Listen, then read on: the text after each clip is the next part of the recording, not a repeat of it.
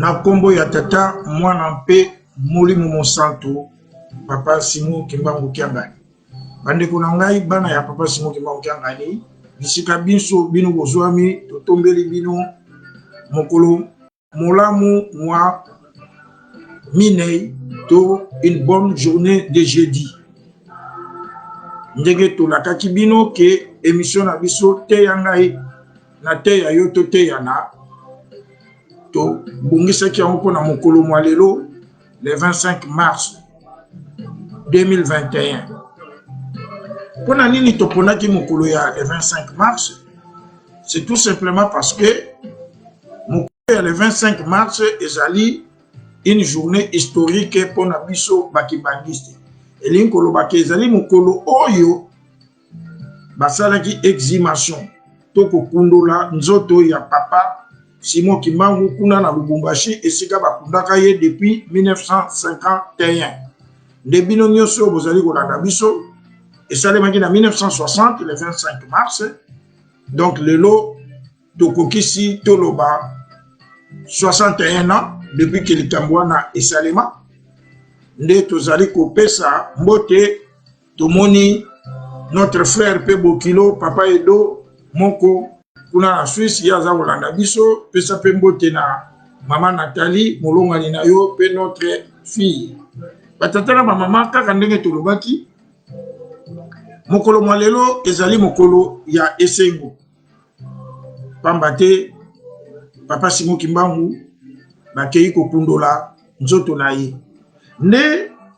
Ndenge tolobaki ke na ntango nyonso ba fete tokopesa na quand même pe mbote tobosani te kopesa mbote na ndeko na biso Papa Simon Bazei Diokiendo kuna na Afrique du Sud.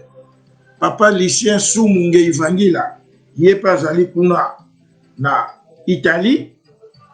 Na Mama Christelle Maluzei toyebi te soko zali kaka na Ituri ti sikoyo parce que toperdaki numéro na yo, mais tomonaki ke après oyaki ko kindela biso numéro mosusu. Bino nyonso mbote na bino. Batata na ba mama Papa Simon Kimbangu bakangaki ye pona nini? Asalaki nini? Bakunda ye comme un vulgaire lokola mutu moko ya pamba sans cérémonie. Nde vraiment Papa Godili ya Congo Mère Annick tendance toujours tendance c'est kotika la kaka tendance Mère Annick topesi yo mbote. Nde na tina na yango tokoyoka nanu nzembo ya Congo mboka oyo Simon Kimbangu amonela pasi. Congo Simon Kimbangu amonela pasi pona Congo.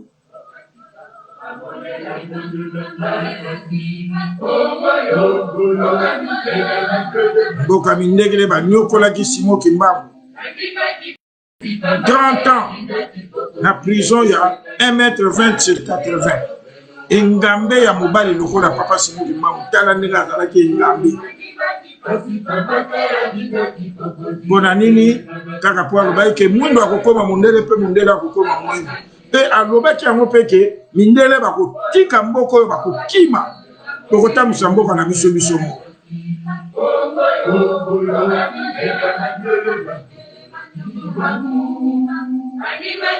Papa Godi ayebisi biso ke le 25 mars ezali date ba dédié yango na média kimbangiste.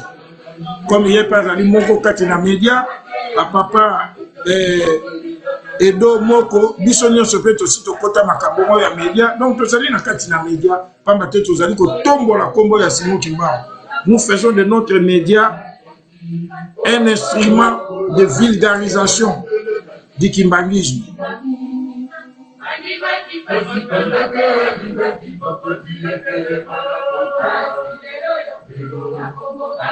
Na Congo bawanga ni kimbangu bayebi ete ata monument moko ya Simon Kimbangu ezali na mboka na biso te.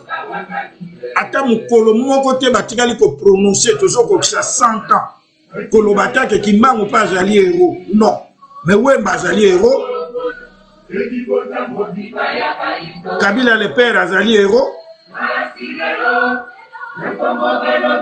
Donc que des héros, Lumumba héros, mais Simon Kimbangu te.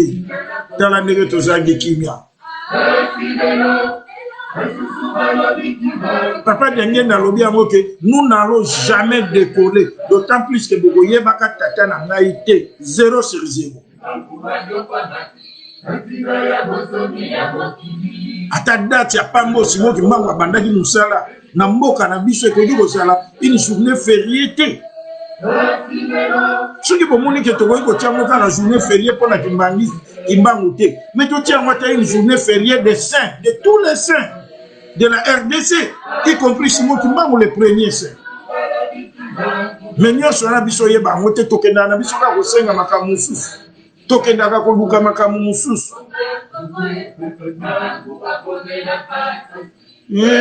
Congo oh mboka Kimbangu amonela pasi. Congo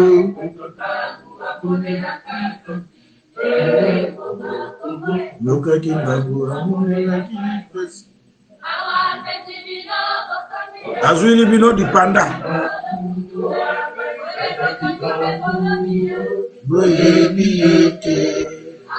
Tango nyonso boya kotikela na biso ba miette.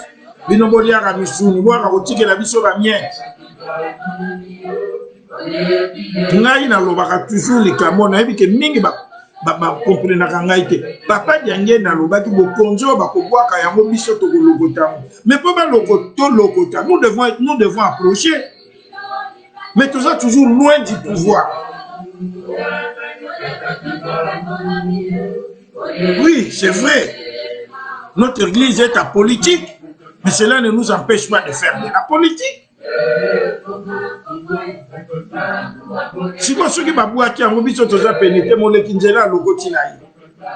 Biso to continuer ka to mona ka passe 100 ans yango depuis likamwe bandi.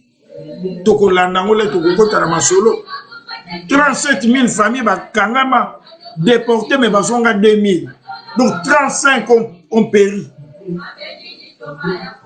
On a 2000 wana pe na kati bana o babota maki parmi na kati ya relégation bazalaki yango histoire na biso uzakala kwa histoire ya bana Egypte yango batetera ba mama ndenge tolobaki toza koyela tango tozali ko continuer na émission na biso nde tokoleka ndenge tokobandaka programme na biso na nzembo oyo Papa Simon Kimbangu Kiangani atiela biso pona to bandaka programme.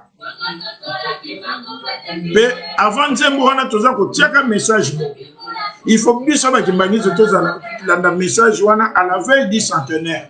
Évitons des distractions. Likambo komi pene me likambo wana soki biso batoto yebi ngai te to landa Papa Simon Kimbangu Kiangani. William Sanga to landa Papa Simon Kimbangu Kiangani.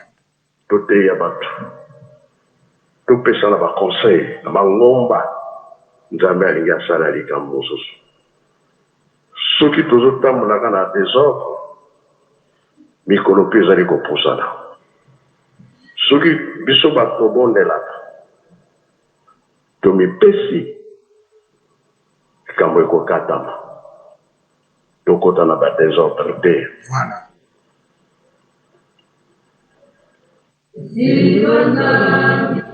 Ukantira mukimwana kyame ela mese salukia mbunza nzambi ziwanzani ukantira mukimwana kyame ela mese salukia mbunza nzambi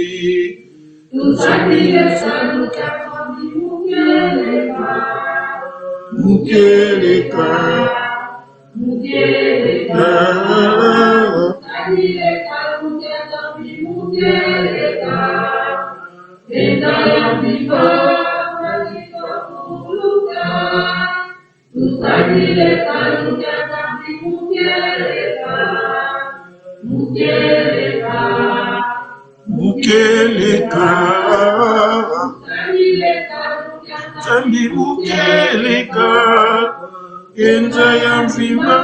Tobongama sikoyo ona tobonde tokoyoka papa Diangenda akopesa biso libondeli pe to landa libondeli ya papa Diangenda.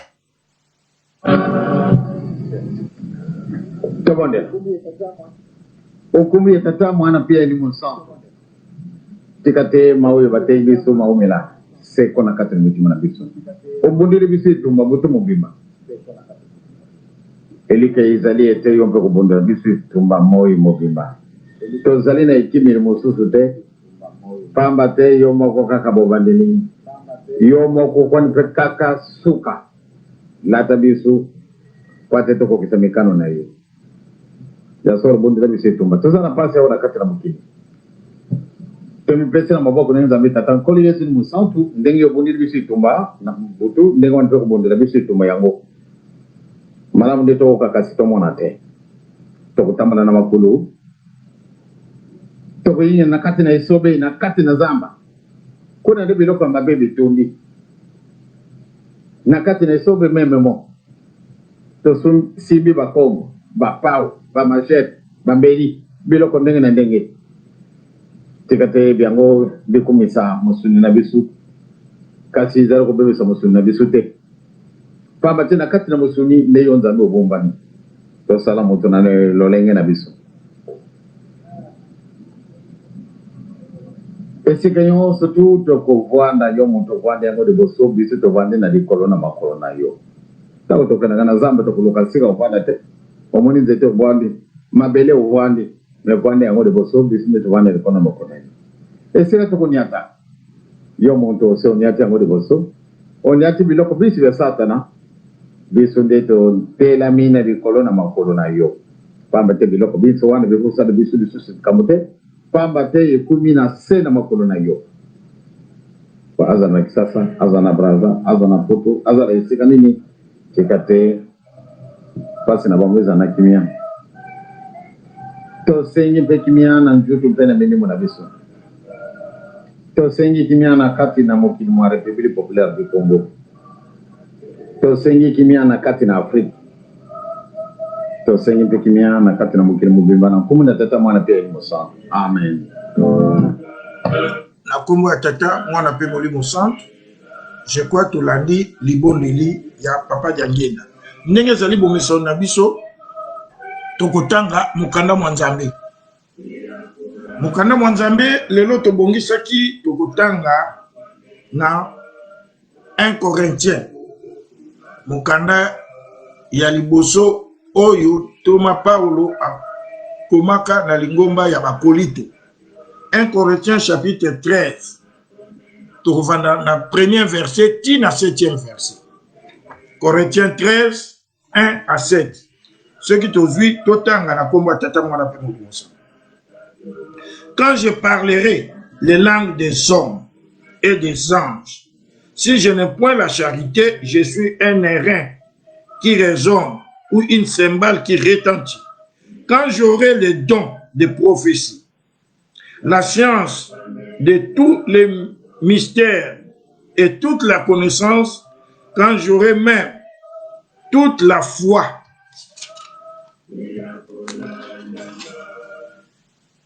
jusqu'à transporter les montagnes. Donc quand j'aurai même toute la foi, jusqu'à transporter les montagnes, si je n'ai pas la charité, je ne suis rien.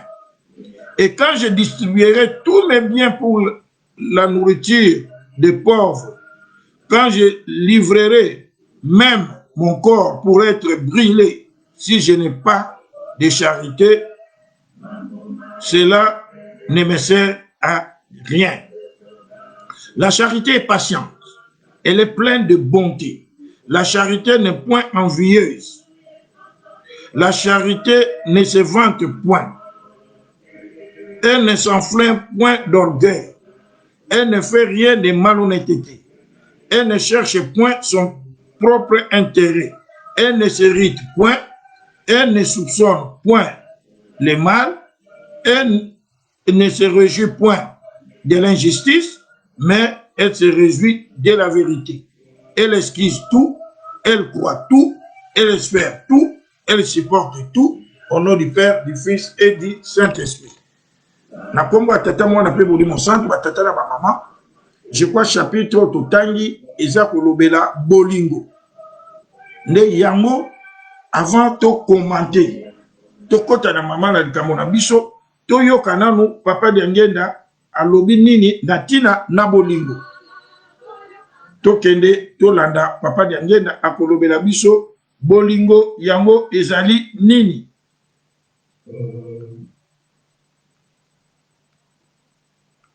Tolanda papa d'angena na tina na boli. Linga muninga na yo lokola omilingaka. Pambate yo zari kumona ye. Ndenge ni lokolo bende na lingi nzambe olingi muninga te. De kambango ezali muke kati ezali likambo munene. Bato bayekolaka obiye basi bayekoli.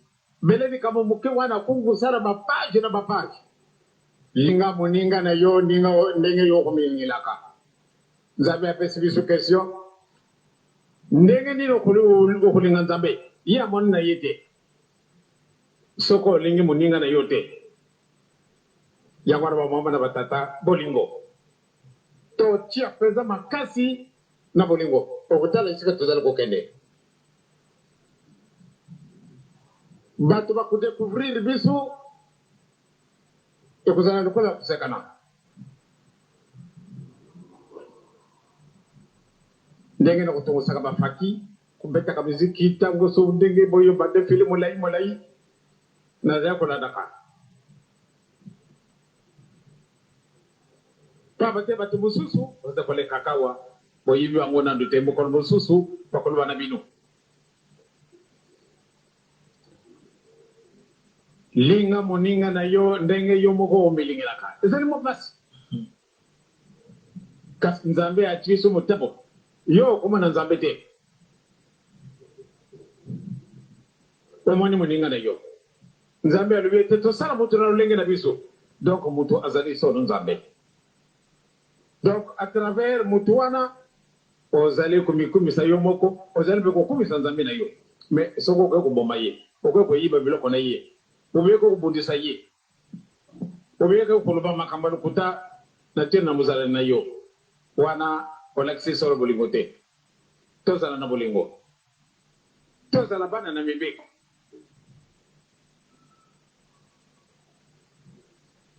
soko tolobi tosala boye tosala ndenge wana nzambe alobi ete koboma te koyeba te kosala ekobo te etc bakotakelaka biso mibeko wana eta mosusu ya kopesa biso mwa kaka na kati na mitima soko si omesana na likambo ndenge wana balobi yangoka baza kotonga ngai baza kotonga yo baza kotonga yo te bazali koluba oyo nzambe alingi ndipala tozali kokenda batata bamama bana na biso tozali kokenda tokokenda kutana mokolo mosusu lokula kusekana tokokoma esika wana ya solo na ndenge na lobili ndenge bandeko na biso ya kwangu balobili solo esalinga pasi na jungi esika wana tatakama na bandeko na ye ndenge malédiction wana wajwaki yang wana tokuma mumbu tozala mayele ndenge nini mayele na biso bakusala eloko te pamba te likambo ezangi yang wana soko tozala kobela tokosenga bolimbisi ya solo tokosenga bolimbisi bamama wana batata meme baseki yo kubanga te tokolonga na biso kaka biso tokosenga bolimbisi mikolo miango mizala kobela pamba te Tata na ba maman, je crois tolandi papa Diangenda malamu. Linga muninga na yo.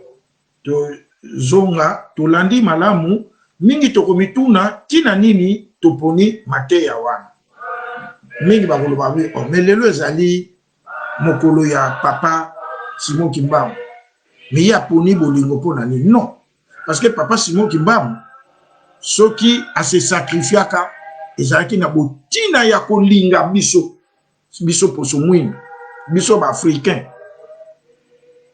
Papa Simon Kimbangu s'est sacrifié pour nous par amour. Il a accepté la souffrance. Il a accepté tout ce qu'il a accepté. 30 ans de prison, de brimades, de tortures, humiliation. Bakanga ye lokola un brigand. Singana nani chaîne torse nu. Kaka pona ateya ki sabo ya nkolo Yesu. Et pona lobaki ke nkolo Yesu atindi ngai na ya kosikola libota oyo ya bayindu. Ayoki kolela na bango. Batata na mama. Mokando totangi elobi. Même si tu peux parler les langues des anges, même si tu peux avoir le don de prophétie et une fois tu peux déplacer les montagnes, même si tu pouvais distribuer toute ta richesse aux pauvres et que tu te donnes toi-même aussi un sacrifice comme Papa Simon Kimbangu s'est donné un sacrifice pour nous. Mais si tu n'as pas la charité, tu es comme cymbale quand ils ont tiré ma kele, bam, bam, bam. Cela ne te servira à rien. Nalingala balobi yango atoko pesa nzoto na yo batumba ngo mbeka. Après on vient nous expliquer qu'est-ce que la charité. Bolingo ezali nini? Bolingo ekolingaka mabete. Bolingo ekokanisela moninga makambo ya mabete. Bolingo ekolingaka injustice te. Bolingo ekodefisaka avec intérêt te. Même biso na poto surtout muninga zo sala na mukanda na yo zui chance webite mukanda wana ozwaki le musu libondeli ya batu mususu mtesala ke yo zo mukanda le totambila na libondeli ya 3 personnes mais yo zui mukanda muninga zui pas sala na nai na ye oza ko fucha. Il est vrai et ça sous facilité que pona toloba ke mutu akoki su ko contribuer te parce que net biso na France ko comment bakokate impôt à la source ndengo zo sale. C'est bien bon. Mais ce qui seulement moninga otikeli eke apesa ka seulement impôt. Mais yo impôt te okatela il faut pia kanga 30%. Faut pesa nga 40% ozanga bolingo. Bolingo ko yimaka te. Batata na ba mama. Nkolo Yesu aye balobi na ye. Moïse atikelaki biso mibeko. Si on a mis beko nyonso Moïse a tiré biso batoni kolo Yesu. Quelle est la plus grande loi? Où est le kolo ya ba mi beko nyonso? Kolo Yesu alobi hein. Aime ton Dieu de tout ton corps et de toute ton âme et aime ton prochain comme toi-même. Voilà les 2 commandements que Jésus nous a dit. Donc Jésus a résumé la Bible. Parce que si tu lis la Bible de la Genèse à l'Apocalypse, où on parle de l'amour de Dieu envers l'homme, où on parle de l'amour de l'homme envers son Dieu, où on parle de l'amour de l'homme envers son prochain. Papa Daniel Daye, neto yoki ya lobi na malo, que bolingo, a résumé Bible na biloko misa, bolingo, mibeko na misala, par exemple, où insisté, totie bolingo liboso, pamba tendenge papa mfumamba bana koloba zola ilulungu sulu ansiku soko za na bolingo ezali ekokisela ya mebe parce que l'amour couvre tous les péchés. Batata na ba mama biso bakimbangisi tozaki bato bazali kozela biso exemple dans le temps yango ba père biso kombo d'ailleurs ya kintoile pour tozaka na bolingo moko exceptionnel. Mais aujourd'hui, Kimbangis, ça a bomandé pour les Kimbangis. Si tout biso na poto na bozanga bolingo, to koma na système. Téléphone na yo zwa kaka ya kokosi la kabatu na makambo na nkam. Sans preuve. Mais ce que moni ya solo moninga zana mabe. Papa mbotumti azana mabe. Pourquoi ko zwa téléphone na yo na to benga nga ote yanga? Et tant yo ndenge tolobaki la fois passée musala nuka ka kosalaka inventaire ya masumu ya baninga songo la sala ki boy akala zongisa ki boy yo so petu opetwami yo so koki ce qui papa Simon ma okanga nya lobi lelo akata mukanu na ye lelo oza sir que yo ngana yo tokokota papa mfumamba nzazai koloba tusamba sana mazitu to memanaka mipumba bolingo yango mateya oyo ba papa batikelaki biso toyokelaki yango ndenge nini lelo biso na nyonso tobongami mpona kokende nkamba mingi baza deja na nzela mingi basi bakomi mais soki totali malamu mutu oyo abongami ake nkamba mpona kofete centenaire atiki conflit na ndako na ye alobanaka te na songolo na pakala il a des problèmes partout mais atali yango te kozanga bolingo mais mokana nzambe eteyi biso atako topesi no nzoto nombeka atosali nyonso koki kozwa richesse no nyonso opesi soki nini mais soki ozali na bolingo te ozosala no eloko te batata na bamama tozongela bolingo wana yango wana vraiment toyoka nano nzembo abana nakebisaka bino bobongwana ete bozala sango ya Yesu sango oyo bateya biso toyokela yango ndenge nini nakebisaka bino bobongwana ete bozala mwinda tobongwana po tozala mwinda papa de na teyi papa sorti la teyi papa de lunga na teyi papa Simon qui manque un ami na mituna quand même papa wo ya zwa ka repolaire nini okende na nkamba 5h ndio yo moni eli bana bona na nakungala mukajile tana na Kinshasa ateya na kilti matinal ateya na rencontre ateya na soirée de nyonso wana toyoki awo ebimi awo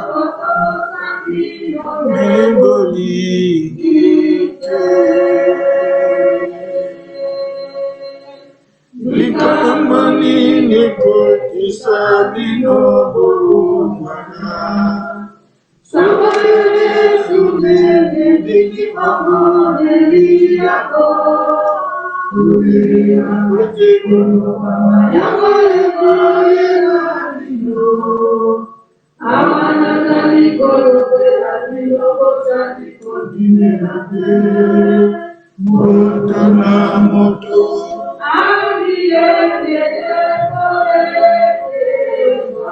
tokomi na suka o papa Daniel na lobaka kenga ki kinkenga mpadila moto na moto amilengele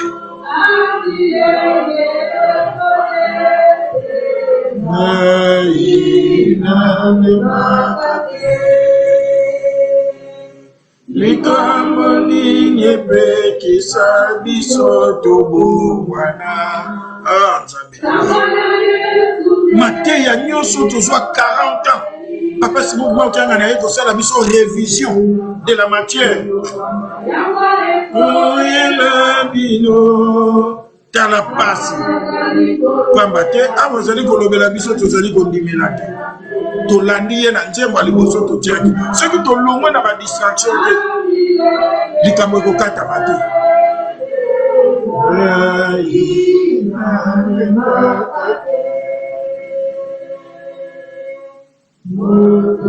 batata na bamama je crois tolandi nzembo wana eza kotuna biso ya likambo nini eza kopekisa biso tobongwana sango oyo baza kote mateya oyo papa Simon Kianga naza koteya biso toza kozwila yango ndenge nini yango batata na bamama bolingo tolingana même biso leto bandai kokola isa na bafaki wana bolingo l'air korekio ebimi koreki tobenga ko jeune bisika tokokende tokelala na biso epai ya basongolo toke kolia pa donc tolonga na ndako toke kolia bolingo moko tozaki nango ya l'air wana mais lelo biso bakimbangisi tokomi kobomana entre biso un musicien comment trahir un musicien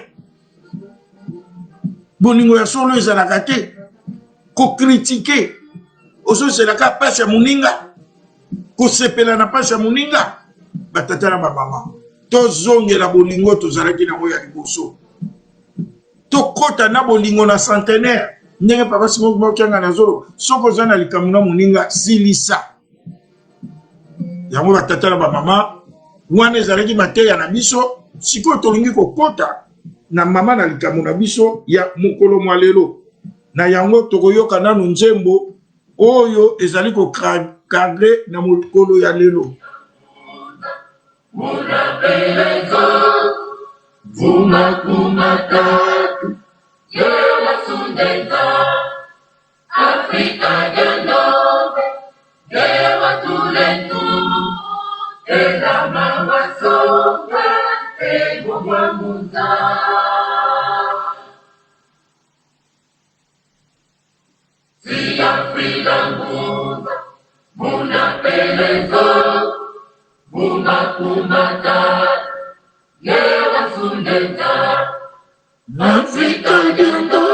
Afrika totelema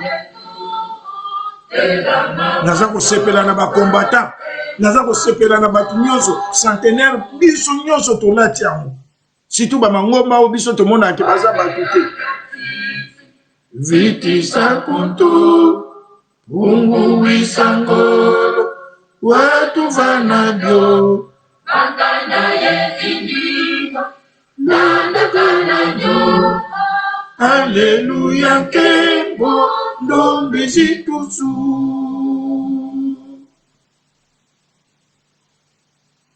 Bandela dati Vitisa kuntu Unguwisa ngolo watu vanabyo Makana yezindima Nandakana nyo Haleluya kembo Ndombi zitusu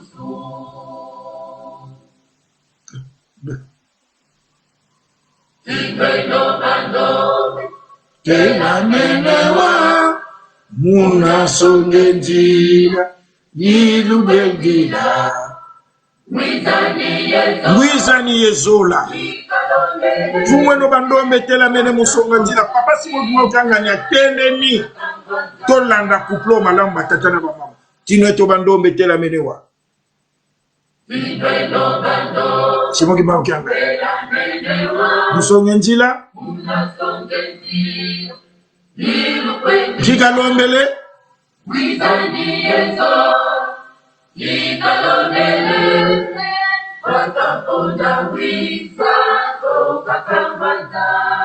biso tokote ya mukili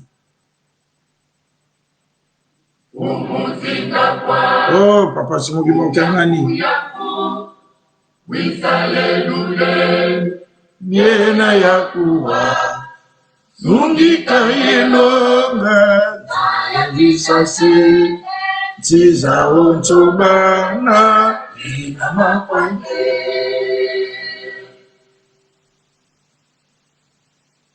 Umuzinga kwa Vuyamvu Wisangelulendo Gena yakuwa Sungi kayelonga Visase Tiza onchobana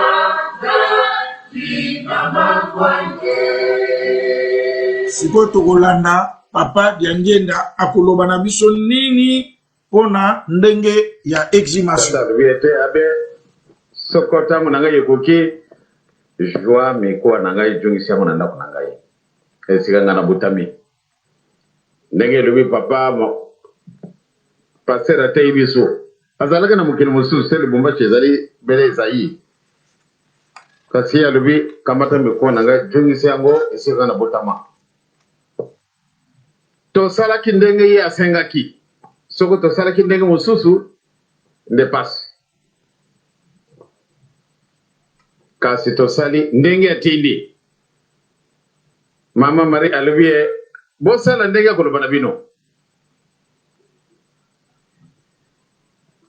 Muke yezo alubi botul sabilo kona mai. batondi simile kongo na mai sika yezo bokabula bango batondi likamoko te pona nini batindami eske biso ko sala ka ndenge to kutina ma soko to sala ka ndenge wana nde to kumi musika ba oyo bazalo ko be boma pona joie nde ai nde baso balemela bango kati soko batali ale biso kuna kati na tozali na kati disusu toza komona ka pasi eleki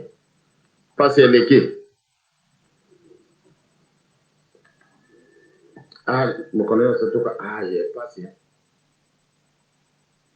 batata na bamama je crois tolandi papa Diangienda ke pona akende kozwa nzoto ya papa na ye atindamaki.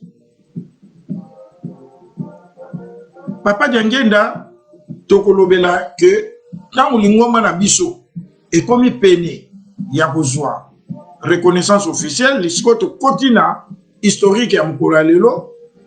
Première préoccupation ya papa Diangienda ezalaki ya kozongisa d'abord bankole oyo bakendaka pe kokende kozwa nzoto ya papa Simon Kimbangu. Nde déjà na mois d'août, le 24 août 1959, papa Diangienda akomaka mukanda na gouvernement pour na bapesa biso autorisation ya kende kozwa corps wana. Gouvernement a rejeté ka demande wana pe apesaka ba condition qu'il faut vous rappeler condition boye cercueil en 5 boye tout ça. Médecin légiste makambo ebele service d'hygiène ti lingomba abundaki akokisaki makambo wana. Mais pendant ce temps cercueil esalemaki déjà cercueil wana papa Mebeza Luvanga mutu asalaka yango papa abengisaka ye il est un mosingobe de Kilunda alobi na ye tokomi na tango kala te tozoki nzoto ya tata na basanga 9 wana. Est-ce que moyen zali osala langa cercueil moko papa pesi ye modèle asimbi ye na mutu abikende kosala. Mebeza asalaka biso témoignage que durant toute sa vie même bien kakomaka na mbongo ya ndenge wana formule ya kosala cercueil wana abungisa yango akenda kotuna su papa Diangienda me na ningi na sala su cercueil ya ndenge wana osalaka nga ndenge nini. Mebeza tango asali cercueil wana Luvanga papa atuni lingomba kofuta yo combien ya lobi non wana ezali don na ngai lingomba kofuta nge loko te nga natanga na bana ya na mwana moko ya Mebeza filo lukwiki totanga na ye na bumu. Mebeza komaka na mbongo ya kosakana te ayeba ikutu kotanga mbongo te. Je crois que bamutarafe ya maman Marindol oyo basalaki na ye bayebi il savait même pas compter l'argent. Bakomaki parmi ba grand homme d'affaires parce que les fouti na ye ya kosipia cercueil wana le esalemaki ba musicien mutu bambalaka yango papa aponaka quelques musiciens pour na basala emballage pe avant bakende cercueil wana kende ko bomba na lutendele na ndako ya papa Daniel Mayembo oto yebi famille Mayembo famille ya maman Blanche donc koko ya maman Blanche donc famille Mayembo cercueil wana papa Diangienda atende ko bombisa ngo kuna na lutende.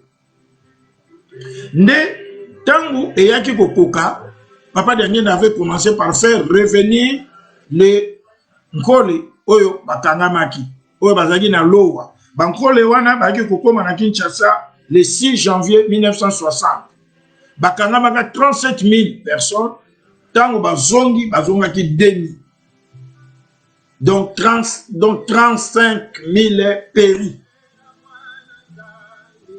de na tango wana bapapa Emile Zola bapapa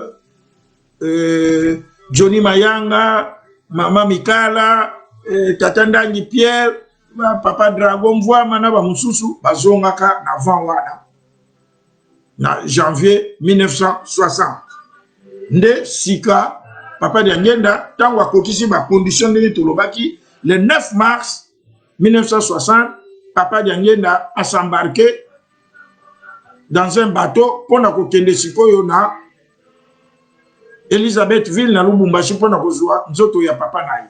Bakendaki une délégation de 13 personnes. Donc en dehors ya papa Diangienda tozalaki na papa Nkimo Alexandre papa Marcel Wanzungas, papa Jean Kalamvila, papa Thomas Pakou, papa Ngala Mouloumé, papa Nzembo Gaston, je l'ai connu. Batu nyon sur la zotanga, je les ai vus. Papa Nzembo Gaston, qui professeur, il y a Tata Nabiso dans l'école des pasteurs Nakamba. Papa Bernard Luntadila, à ne pas confondre avec papa Lycée Luntadila. Pour papa Lycée Luntadila, il y a Tikara qui n'a qu'une chance pour organiser accueil, il y a Koya, il y a Nzoto, il y a papa Simon Kimba. Papa Ditomene, papa Chimanga, papa Sébastien Moussitou, papa Pedro Mayaya, Azali papa ya papa Charles Mayaya, Otozali na ye na GTK. Donc toko tanga ba komona toko pia ba précision pour bana na biso ba comprendre que l'histoire de papa Simon Kimba n'est pas une utopie, légende moko boye, non, ce sont des réalités. Regardez parmi bateau bakende gozwa cercueil. Et nous plutôt, nous avons cité papa Jean Kalamville, qui a toute sa famille presque ici, Badeki, maman Sylvie, maman Trochet. Tu as cité papa Pedro Mayaya, papa Mayaya, nous avons cité papa Wanzunga, papa Jean Wanzunga. Donc, c'est de la vraie histoire. Donc, bref, tant que le 9 mars, on a Bamati, Bakomi na Ilebo, de Bazui, train. Train wana e ko komisa bango donc ba komi na Lubumbashi ba longo le 9 ba e ko koma Lubumbashi le 19 mars 1960 na 20h et le 20 mars papa Diangena n'avait pas tardé de commencer les démarches et pas un gouverneur monsieur Cholet de exhumation proprement dite et ko salima na mokolo mwalelo le 25 mars de basali exhumation. Exhumation en Salemaki. Donc, dans un cadre purement restreint, pour balinga qui est réveillé, batouba mona ba eko exhumé Simon Kimba, basoda bazalaki, yamindele, de moi nalobaka ka cérémonie moko, et Salemaki d'abord, basambeli, bayembi moi nzembo, de babimisi papa Simon Kimba. Papa Simon Kimbangu l'air babimisa le 25 mars 1960 batrouvaye intact ndenge ka kufelaka liso ya gauche ekangama ya droite efungwana alali lokola mutu bauti kokunda ye lobi et pourtant bambuma yiti miracle liboso batu bamonaki yangwana à tel point que tokotala kamona film ke mundelele ra moni ndenge papa Simon Kimbangu abimi mobimba azwaki mabele atiaki na poche pour na que non muto azali muto ya ndenge nsusu immédiatement balinga ekutu sutata cérémonie moko salema papa Diangenda bazwaki corps batiena cercueil yo bamemaki oyo Luvanga salaki nde bakendaki directement na train pour na emema bango na Ilebo. Mais tokolobela likamoko papa Simon Kimbangu tant bakangaki ye sans honneur ligoté ye torse ni mais jour wano baza kokende kotika ye pona corps na ye zonga ba motard liboso ya mindele ya mwindu te pilon non escorté avec honneur nde bayaki bakotisaki nzoto na ye na train d'abord nde bayaki kokoma na Ilebo nde bazwaki bateau oto kobengaka colonel tozaki kobenga colonel Lukusa ce bateau avait coulé na Kandolo bateau wana batiaki papa Simon Kimbangu corps na ye na bage P903 ya bateau colonel Lukusa mais ezali na likambo moko pe tolingi ko préciser mingi lelo tolobaka ke le Congo restera indivisible le Congo mais parce que papa Simon Kimbangu tangwa azako kende papa Simon Kimbangu na le na ye comme na retour na ye il a encerclé le Congo et il a dit personne n'osera diviser ce Congo là yamuto zolo bake Kimbangu bayebi yeke et pourtant c'est l'une des prophéties qu'il avait laissées pour na ko kende na ye tango ba alongwe Congo central donc alongwe Mbanzangu aye Kinshasa bazouye wana ye Mbandaka donc asali Équateur alongo Équateur asali Kisangani, Kisangani asali Kivu aye kokoma na Katanga. Atikalaki kaka na 2 provinces au Papa Simon Kimbangu ni ataki te ezalaki le Bandundu et le Kasai. Nde na retour na ye l'air ba memi corps na ye eye na Ilebo ezali déjà na Kasai.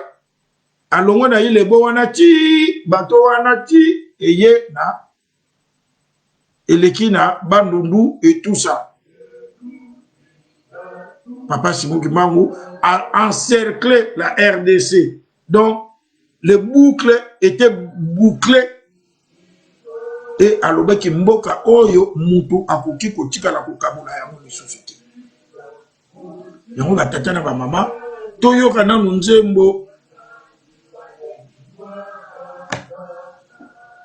tina nini bakangaki Papa Simon Kimbangu. Pona solo ya alobaki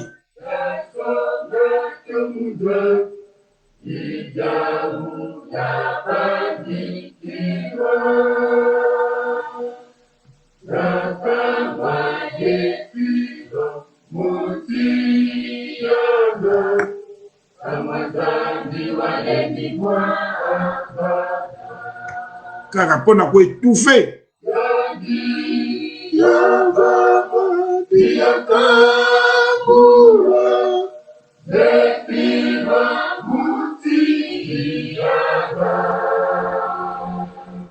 Yekatinwa kwame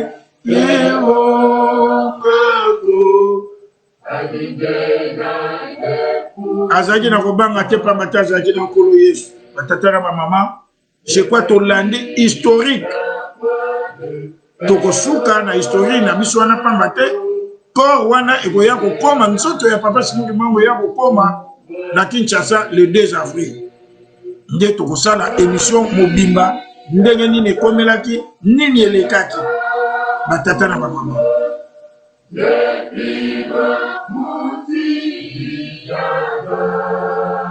tokomi à la veille ya centenaire pasi nyonso oyo Papa Simon Kimbangu amonaki tokomi à la veille ya centenaire toyoka nanu nzembo ya centenaire.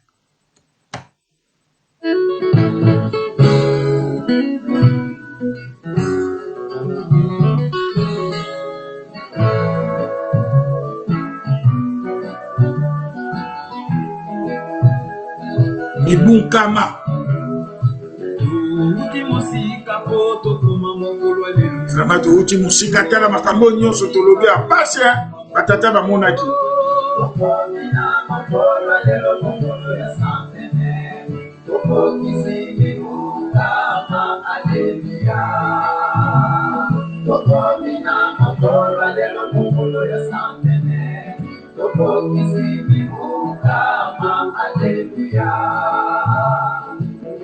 batata na ma maman, je crois que centenaire tout tikali à peine là.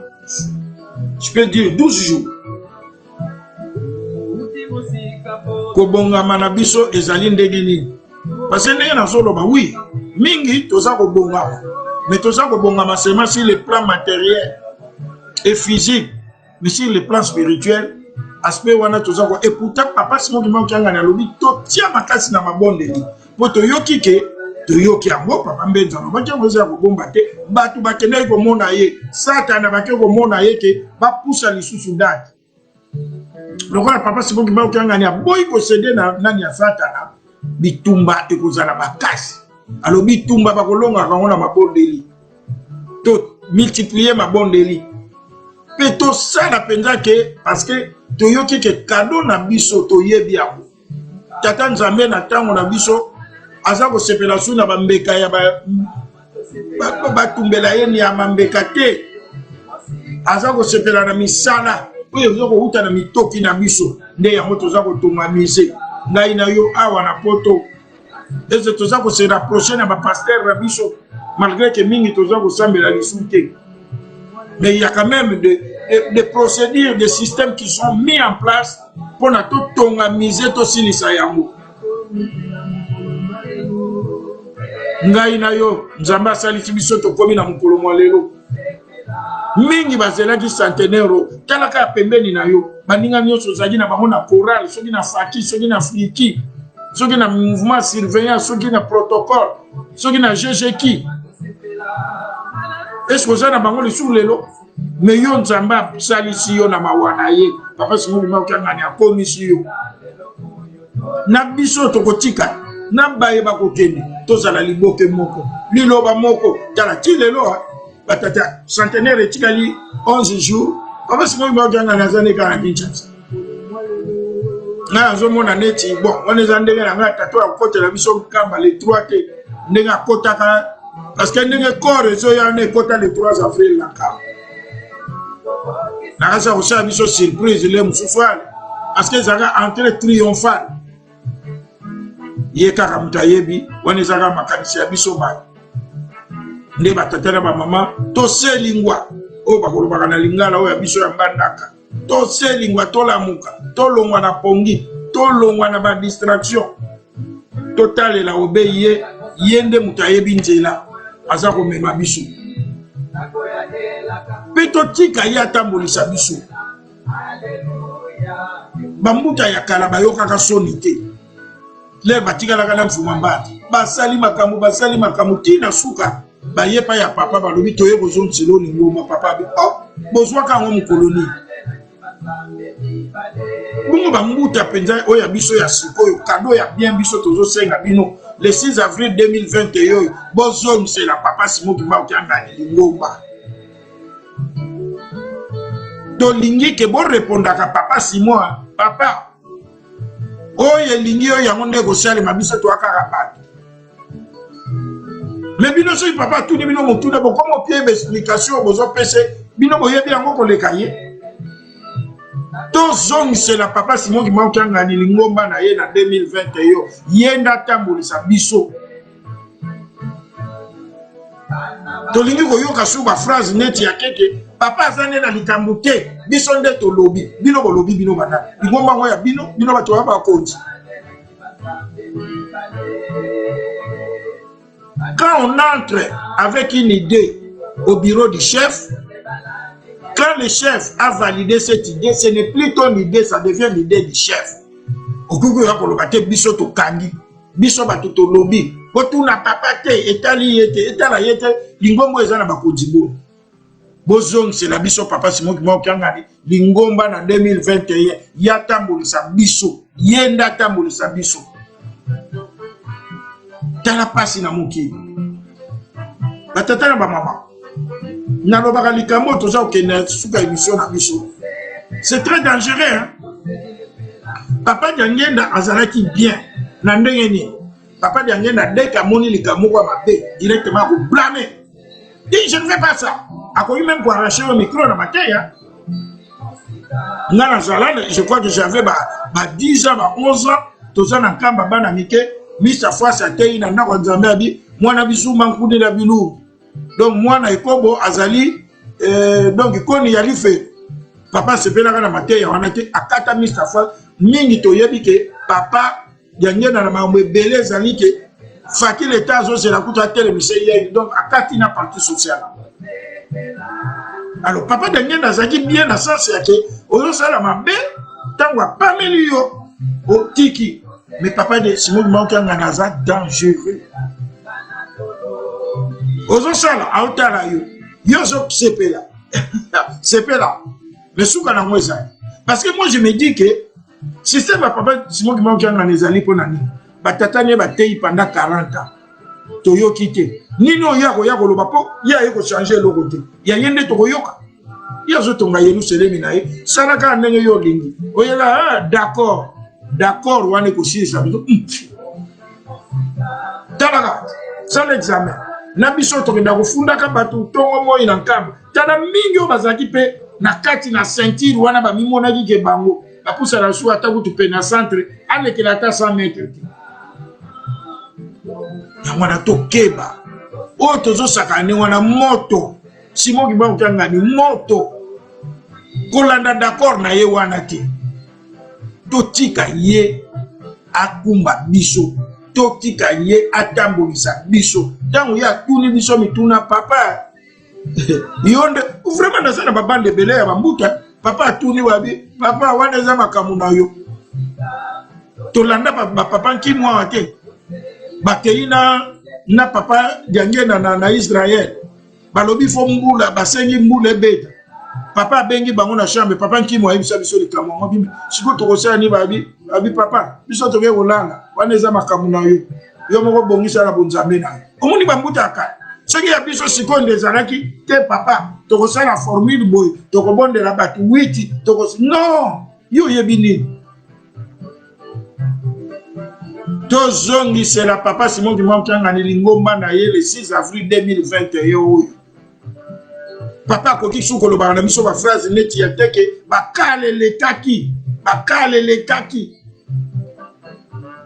bakale wana banani bamutya bakale ngai na yo nde batatala bamama tokomi na suka ya émission na biso mpona mokolo mwa lelo. Je crois que tokokutanaka na le 2 avril tolingi bino mingi nde tobongama mpona tokende na libondeli na biso ya suka. Vraiment tobongama malamu mpona centenaire tomilengele nde tobongama mpona libondeli.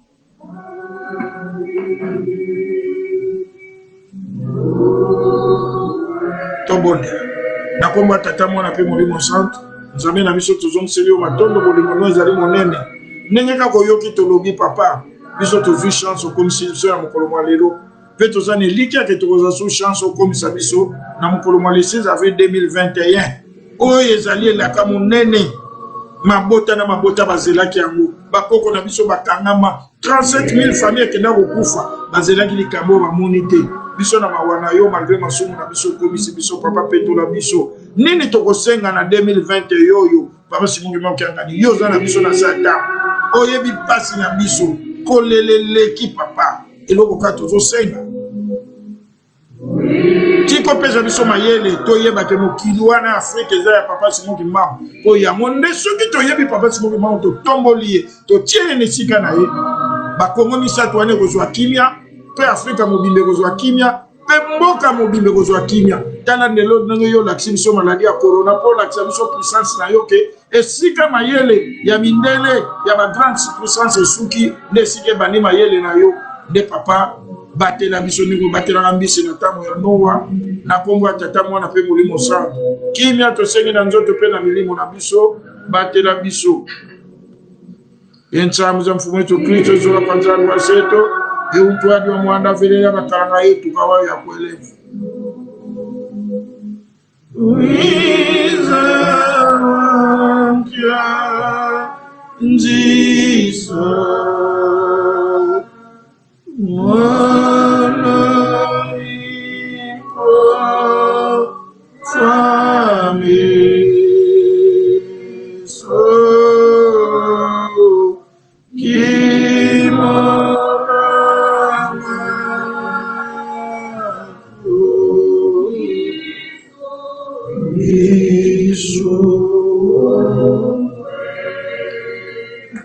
Amen.